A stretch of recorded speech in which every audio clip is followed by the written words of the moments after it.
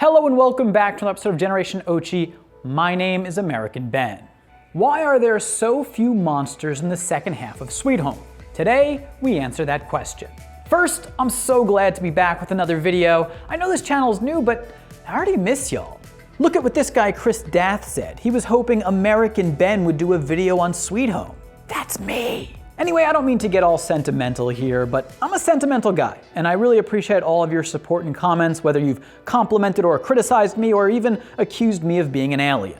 Counterlink, we've been through this. Shh. Anyway, yes, this will be our second Sweet Home video on this channel. I said in the first video that I need to do at least 2 videos on its themes because there's a lot to talk about in that regard. I know a show is good when ideas are just popping into my head as I'm watching it. For those who don't know, by the way, Sweet Home is about the residents of the Green Home Apartments who become trapped in their complex, pun intended, and must attempt to survive when killer monsters overrun society. So last video, I explained how the common theme between Sweet Home and Alice in Borderland is despair. And according to commenter Jessica Wynn, the game Danganronpa, I think that's how it's pronounced, also shares this theme. By the way, Jessica, I looked it up and it sounds like a battle royale video game. Where can I get this game, by the way? Just wondering for a friend. Not just for a friend, not for me, just for a friend. Anyway, yes, despair. Both shows' worlds are rife with inescapable suffering, and the humans in them must somehow cope despite their pain. Though, where Alice in Borderland portrays characters who freely cede their humanity amidst despair, Sweet Home's characters desperately try to hold on to their humanity. That's life. It's filled with pain and joy, and you must somehow find a way to deal with the constant hardships you face, including those formed in your own head. Actually, being trapped in a building with monsters all around that want to hurt you really is akin to what it's like to be unable to escape the negative thoughts and emotions that arise in one's mare internum. That's Latin for the sea inside. And I don't mean to repeat too much of the content of last video, but I'm only echoing some of the things I said previously because the theme of despair is related to the theme I want to discuss today, which is the monsterization of humans.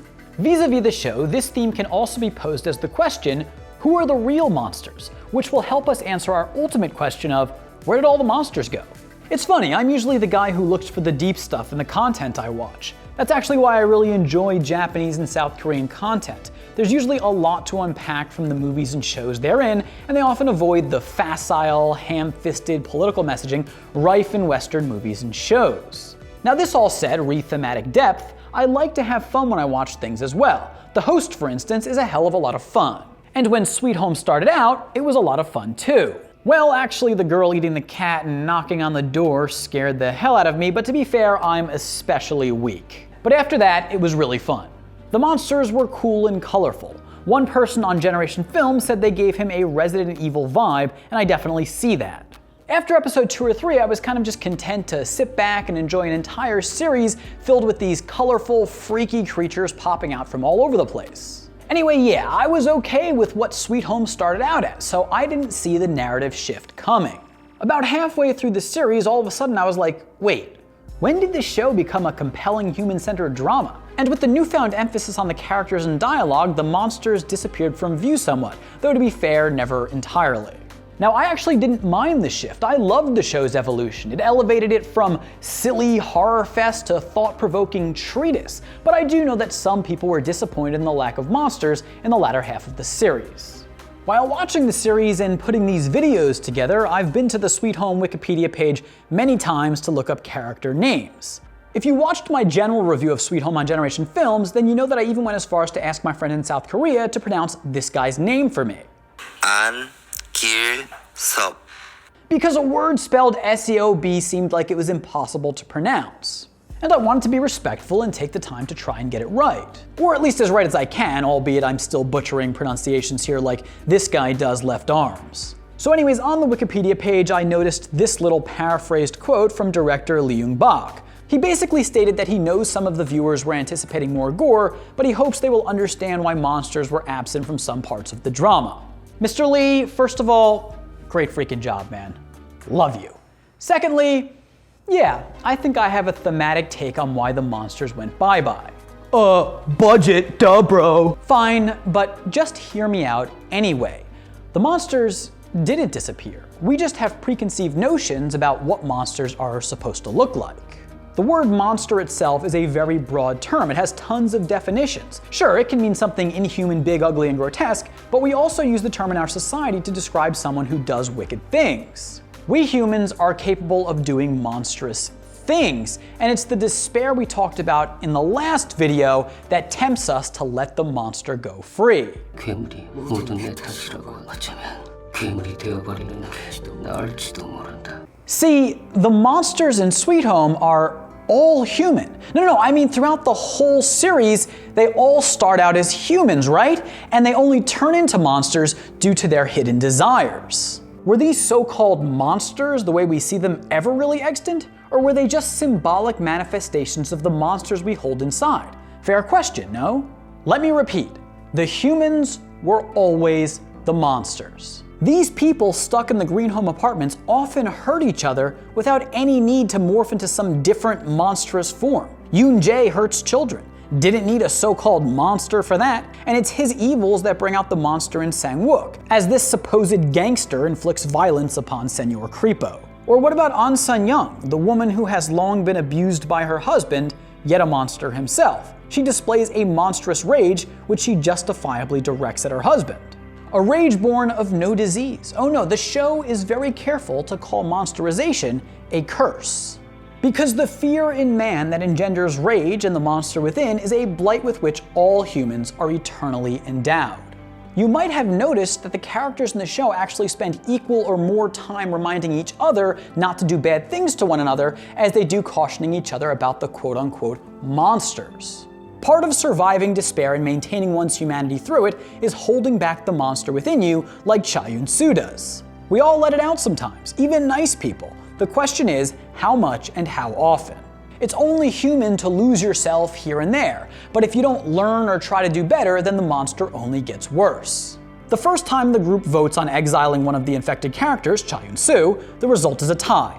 But the second time, when it comes to An Sun-young, the group immediately checks themselves and refuses to, as they say, commit a murder. Still, the monsters are there in the second half of the show. You're just not seeing them. Who needs some slimy, snakish eyeball when there's a gang of human heathens who show up on the scene with greater bloodlust than any monster, save for maybe this guy? And this gang, they get it. 지금 한가하게 괴물 새끼들 걱정할 때가 아니야. 제일 무서운 건 사람이거든. Now the show's messaging doesn't just stop at being monster bad, holding monster back good.